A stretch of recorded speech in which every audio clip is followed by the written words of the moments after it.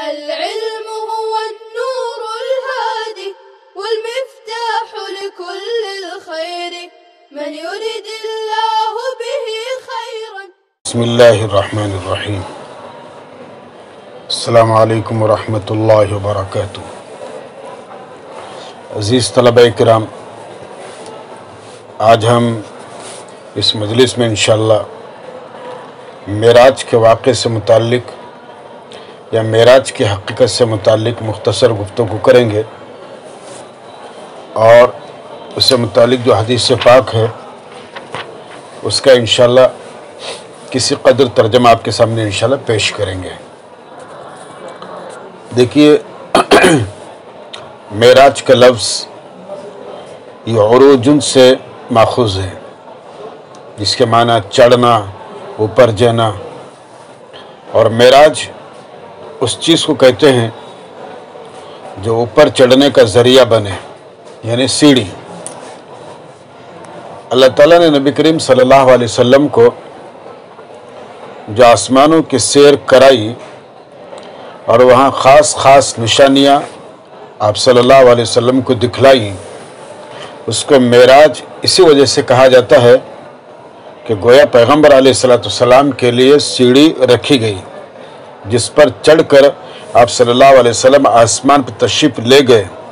اور ایک روایت میں معراج یعنی سیڑھی کا تذکرہ بھی آیا ہے کہ جب آپ صلی اللہ علیہ وسلم کا عالم بالا کا سفر شروع ہوا تو آپ علیہ السلام کے لیے سیڑھی رکھی گئی جس کے ذریعے آسمان کے اوپر تشریف لے گئے. اور یہ وہی سیڑھی ہے جس کے ذریعے فرشتے آسمان سے آمد و رفت رکھتے ہیں اور جس پر سے بنی آدم کی ارواح آسمان تک چڑھتی ہیں.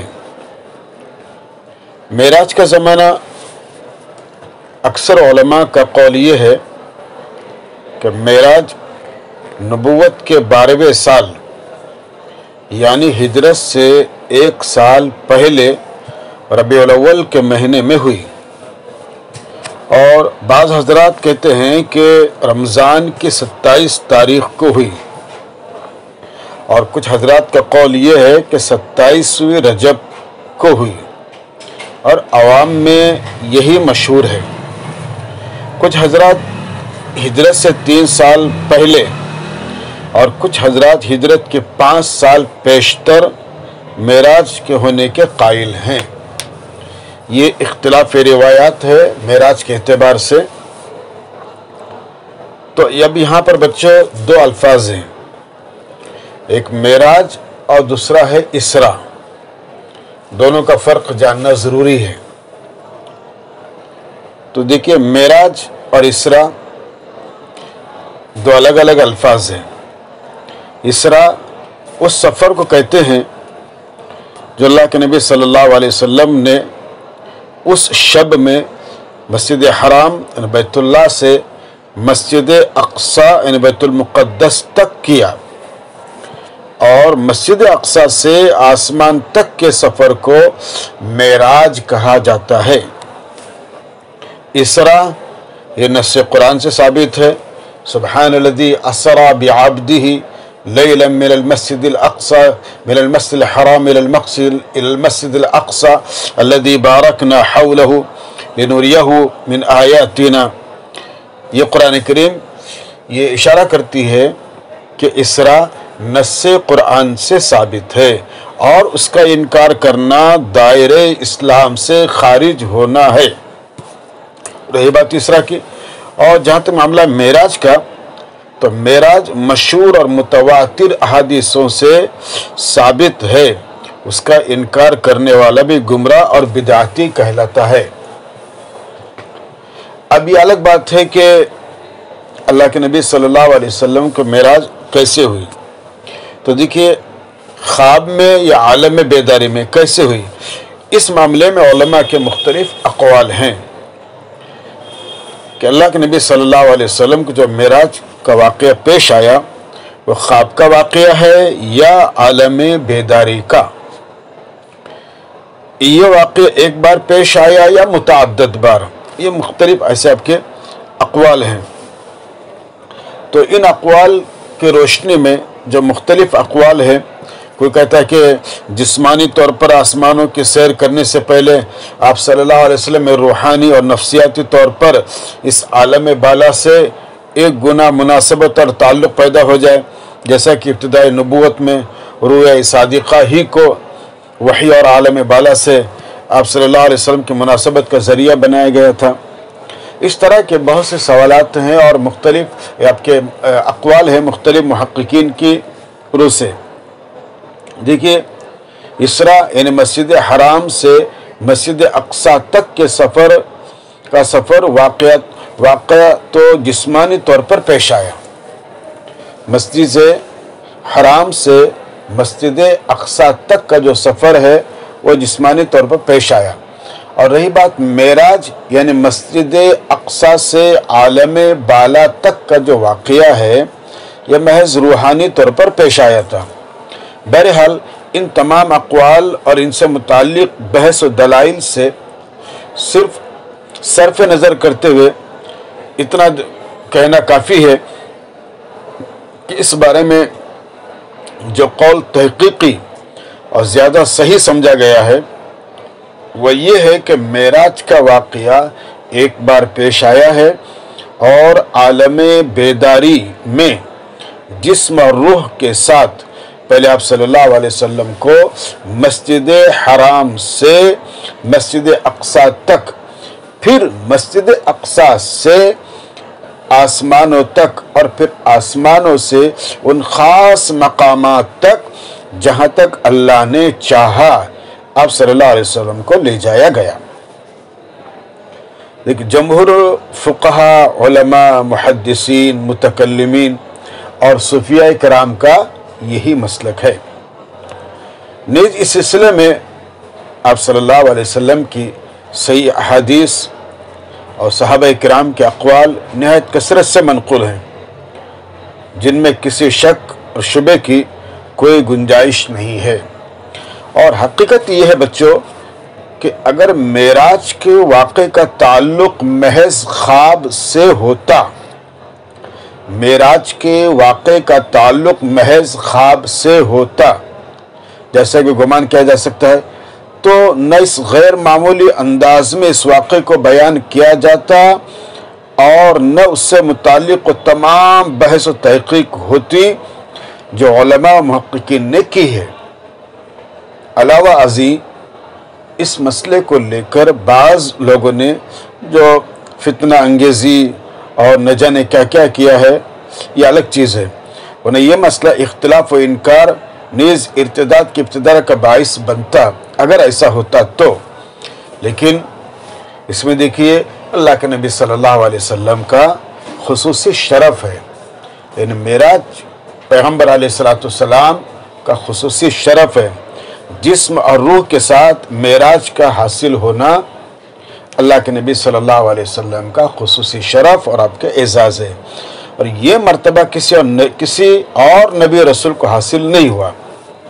اللہ تعالیٰ نے خاص طور پر اپنے آخری نبی اللہ محمد صلی اللہ علیہ وسلم کی عظمت اور برگزیدگی کو ظاہر کرنے کے لیے یہ خارق عادت قدرت ظاہر فرمائی، لہذا واقع معراج کو اسی سیاق و سباق میں دیکھنا چاہیے کہ اس مسئلے کو عقل اور قیاس کے پیمانے سے ناپنا بے سود ہے، اور حقیقت واقع کو محض دماغی قابلیت کے بل پر سمجھنا اور سمجھانا ان کے عقل کے بس سے باہر ہے۔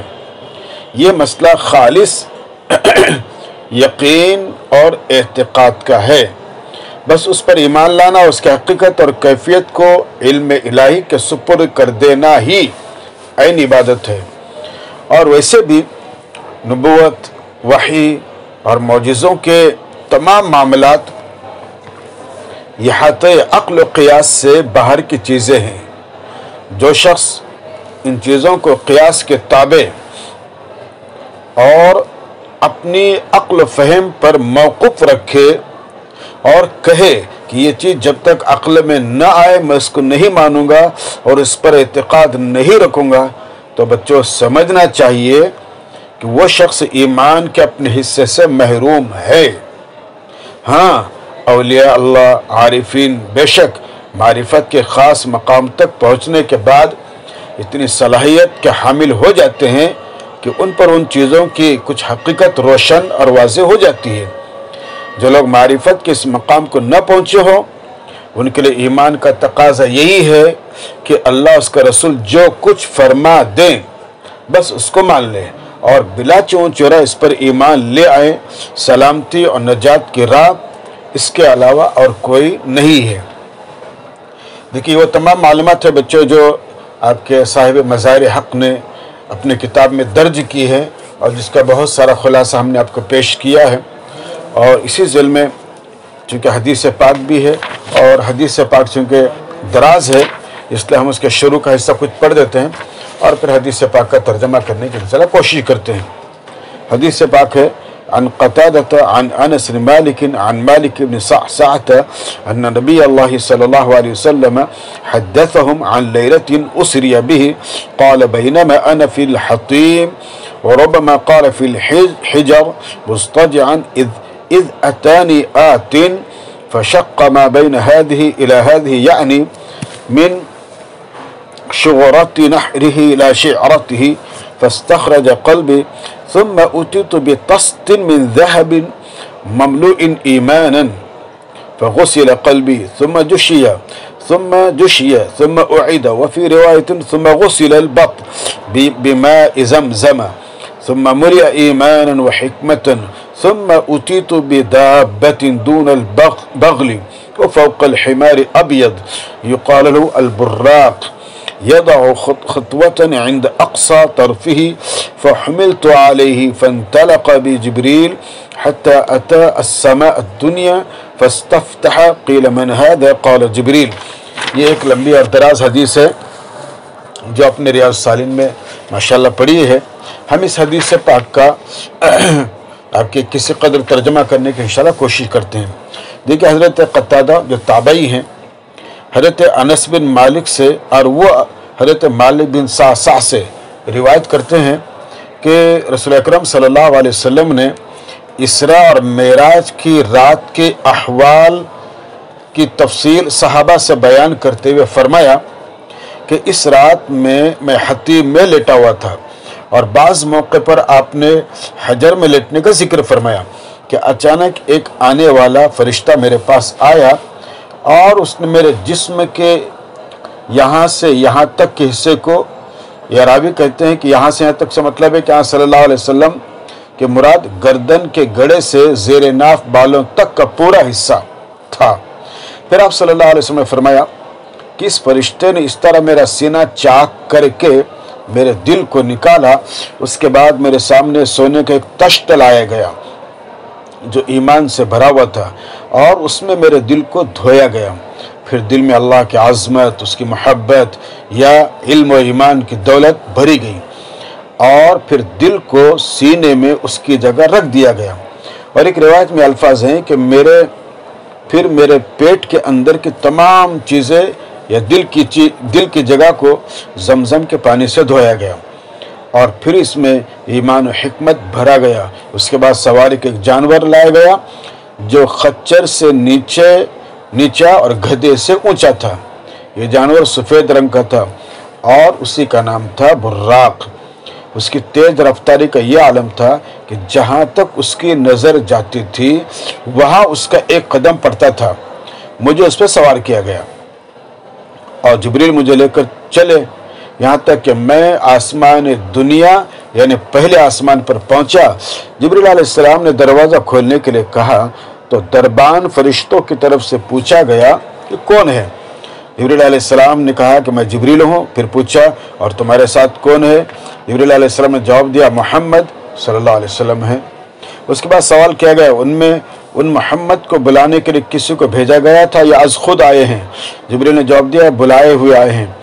تو ان فرشتوں نے کہا کہ ہم محمد کو خوش آمدید کہتے ہیں صلی اللہ علیہ وسلم، آنے والے کو آنا مبارک ہو۔ اس کے بعد آسمان کا دروازہ کھولا گیا اور جب میں آسمان میں داخل ہوا تو کیا دیکھتا ہوں کہ حضرت آدم علیہ السلام میرے سامنے کھڑے ہیں۔ جبریل علیہ السلام نے کہا یہ تمہارے باپ यानी जद्द आला आदम है उनको सलाम करो। मैंने हज़रत आदम अलैहिस्सलाम को सलाम किया, उन्होंने सलाम का जवाब दिया और फरमाया मैं नेक बख्त बेटे और पैगंबर सालेह को खुश आमदेद कहता हूँ। उसके बाद जिब्रील अलैहिस्सलाम मुझको लेकर और ऊपर दूसरे आसमान पर आए। उन्होंने दरवाज़ा खोलने के लिए कहा तो पूछा गया कौन? जिब्रील ने कहा जिब्रील हूँ। फिर पूछा गया तुम्हारे साथ कौन? उन्होंने कहा कि मोहम्मद है सल्लल्लाहु अलैहि वसल्लम। फिर सवाल किया गया उनको बुलाने के लिए किसी को भेजा गया था? जिब्रील अलैहिस्सलाम ने कहा हाँ। तब दरबान फरिश्तों ने कहा हम मोहम्मद को खुश आमदेद कहते हैं सल्लल्लाहु अलैहि वसल्लम, आने वाले को आना मुबारक हो। उसके बाद आसमान का दरवाज़ा खोला गया। तो बच्चों तो इस तरह से हर दरवाजे पर इस तरह से सवालात किए गए और करते गए। और उसके बाद फिर आपके आखिर दरवाजे में जब चले गए, उसके बाद फिर आसमान छठे आसमान में दाखिल हुआ। तो छठे आसमान में दाखिल हुआ तो क्या देखता हूँ? हज़रत मूसा मेरे सामने खड़े हैं। जिब्रील अलैहिस्सलाम ने कहा ये मूसा हैं, उनको सलाम करो। मैंने उनको सलाम किया और उन्होंने मेरे सलाम का जवाब देकर कहा कि मैं नेक बख्त भाई और पैगंबर सालेह को खुश आमदेद कहता हूँ। उसके बाद जब मैं आगे बढ़ा तो मूसा अलैहिस्सलाम रोने लगे। पूछा गया आप क्यों रोते हैं? हज़रत मूसा ने कहा एक नौजवान जिसको मेरे बाद रसूल बनाकर दुनिया में भेजा गया, उसकी उम्मत के लोग मेरी उम्मत के लोगों से कहीं ज़्यादा जन्नत में दाखिल होंगे। बहरहाल इस छठे आसमान से गुजर कर जिब्रील अलैहिस्सलाम मुझको लेकर और ऊपर चले। तो बच्चों इस तरह से चलते रहे यहाँ तक कि आखिरी मकाम तक आपके पहुँचे। और उसके बाद फिर जो वाक़या पेश आया आखिर में हदीस पाक का जो आखिर हिस्सा है, तो हज़रत मूसा अलैहिस्सलाम ने इस आगे चलकर फरमा रहे हैं कि अल्लाह के नबी सल्लल्लाहु अलैहि वसल्लम से मुतालिक कि सिदरतुल मुंतहा यानी कि देखा कि उसके बेरी के दरख्त वगैरह हैं ये। तो सिदरतुल मुंतहा तक जब पहुँचे तो मैंने वहाँ पर 4 नहरें भी देखी। अल्लाह के नबी सल्लल्लाहु अलैहि वसल्लम फरमाते हैं कि जब सिदरतुल मुंतहा तक पहुँचे तो वहाँ पर मैंने 4 नहरें देखी। 2 नहरें तो बातिन की थी और 2 नहरें ज़ाहिर की थी। मैंने पूछा जिब्रील ये 2 तरह की नहरें कैसी हैं? जिब्रील अलैहिस्सलाम ने बताया ये बातिन की 2 नहरें जन्नत की हैं और ये ज़ाहिर की 2 नहरें नील और फुरात हैं। फिर मुझको बैतुल मामूर दिखला गया। उसके बाद एक प्याला शराब का, एक प्याला दूध का और एक प्याला शहद का मेरे सामने लाया गया और मुझे इख्तियार दिया गया कि इन तीनों में से जिस चीज़ का प्याला पसंद हो ले लो। चुनांचे मैंने दूध का प्याला ले लिया। जिब्रील अलैहिस्सलाम ने ये देखकर कि मैंने दूध का प्याला लिया और उसको इख्तियार किया तो ये फरमाया कि दूध फितरत है और यकीनन तुम और तुम्हारी उम्मत के लोग इसी फितरत पर कायम और आमिल रहेंगे। और जहाँ तक शराब का मामला है तो वो उम्मुल खबाइस और शर व फसाद की जड़ है। उसके बाद वो मकाम आया जहाँ मुझ पर एक और दिन और रात की 50 नमाजें फ़र्ज की गई। तो बच्चों ये नमाज़ों का मामला जो फ़र्ज किया गया है उसका वाक़या है। गर्ज की लंबी चौड़ी हदीस के अंदर वाक़या मेराज को मुकम्मल एतबार से बयान किया गया है। और उसके बाद फिर जनाब मैंने आपके तर्जमे के बाद फिर कि अल्लाह के नबी सल्लल्लाहु अलैहि वसल्लम ने आखिर में फरमाया कि अब मेरे बंदों को नमाजें तो 5 ही पढ़नी पड़ेंगी लेकिन उनको सवाब 50 नमाजों का मिलेगा। ये दराज लंबी हदीस है बुखारी मुस्लिम की। और उलमाए किराम ने इस हदीस के झेल में बहुत सी बातें लिखी हैं, लेकिन जाहिर है कि एक दराज हदीस के तशरीहात भी बहरहाल दराजी हैं। लेकिन शुरू की जो चीज़ें हैं हम आपको बताने की कोशिश करते हैं इंशाल्लाह।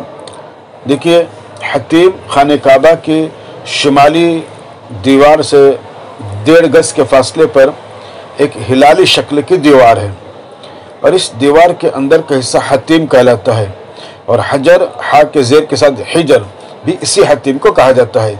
ये जगह हतीम या हिजर इस असलन खाने काबा का हिस्सा है। मेराज की रात में जबकि जिब्रील अलैहिस्सलाम आपको लेने के लिए आए, आप इसी जगह इस्तिराहत फरमा रहे थे। यहाँ से यहाँ तक के हिस्से को मतलब शक्क सदर सीने मुबारक के चाक किए जाने का ये वाक़या उसके अलावा है जो बचपन में पेश आया था। उस वक्त बचपन में आप सल्लल्लाहु अलैहि वसल्लम के सीने मुबारक के चाक किए जाने का मकसद आप सल्लल्लाहु अलैहि वसल्लम के अंदर से वो मादा निकालना था جس کے ذریعے انسان کو گمراہ کرنے کا موقع شیطان کو ملتا ہے، یا جس کے سبب خود انسان کا نفس گمراہی اور برائی میں مبتلا ہوتا ہے۔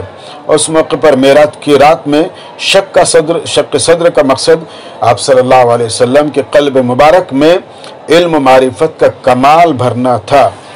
تو اس طرح سے بچوں یہ واقعہ معراج ہے، اور تمام انبیاء کرام کا ملنا اور نماز کے تحفے کا ملنا، یہ تمام کے تمام اللہ کے نبی صلی اللہ علیہ وسلم کی خصوصیات ہیں جو اللہ نے آپ صلی اللہ علیہ وسلم کو عنایت فرمائی ہے۔ اور انشاءاللہ اب مختلف مقامات پر یہ حدیث پڑھیں گے، اور اپنے تقریباً ریاض الصالحین کے اندر بھی حدیث پڑھی ہے۔ تو سدرۃ المنتہا تو بچہ اب جانتے ہی ہیں کہ سدرۃ المنتہا کیا ہے کر کے۔ سدرۃ المنتہا یہ 7ویں آسمان پر ایک بیری کا درخت ہے جس کی جڑ 6 آسمان میں ہے۔ سدرہ کے معنی بیر کے درخت ہیں، اور منتہا کے معنی ہے وہ جگہ جہاں ہر چیز پہنچ کر رک جاتی ہے۔ تو چنانچہ زمین سے جو بھی چیز اوپر جاتی ہے وہ سدرۃ المنتہا پر جا کر منتہی ہو جاتی ہے اور پھر اوپر اٹھا جاتی ہے۔ اس طرح ملأ اعلیٰ سے جو چیز اترتی ہے وہ سدرۃ المنتہا پر آ کر ٹھہر جاتی ہے، پھر نیچے لائی جاتی ہے۔ گویا یہ وہ مقام ہے جس کے آگے فرشتے بھی نہیں جا سکتے۔ یہ سعادت صرف اللہ تعالیٰ نے ہمارے نبی اللہ کے نبی محمد صلی اللہ علیہ وسلم کو عطا فرمائی تھی کہ آپ اس مقام سے بھی آگے تشریف لے گئے، اور آپ کے علاوہ اور کوئی اس مقام سے آگے نہیں جا سکا۔ تو اس واقعے میں اللہ کے نبی صلی اللہ علیہ وسلم کا اکرام، آپ کا اعزاز، آپ کا شرف اور آپ کی بزرگی یہ سب ظاہر ہو رہی ہے، اور دیگر انبیاء کرام کے مقابلے میں آپ کی فضیلت بھی اس حدیث پاک سے ظاہر ہو رہی ہے۔ تو انشاءاللہ اس حدیث پاک کو ہم یہیں پر ختم کرتے ہیں، اور پھر مزید معراج سے متعلق احادیث آئیں گے انشاءاللہ۔ ہر حدیث کے موقع پر جو مناسب گفتگو ہوں گے انشاءاللہ ہم کرنے کی کوشش کریں گے۔ والسلام علیکم ورحمۃ اللہ وبرکاتہ۔ السلام عليكم. لا تنسوا الاعجاب بالفيديو والاشتراك في القناة تشجيعا لنا لنستمر بنشر المزيد إن شاء الله.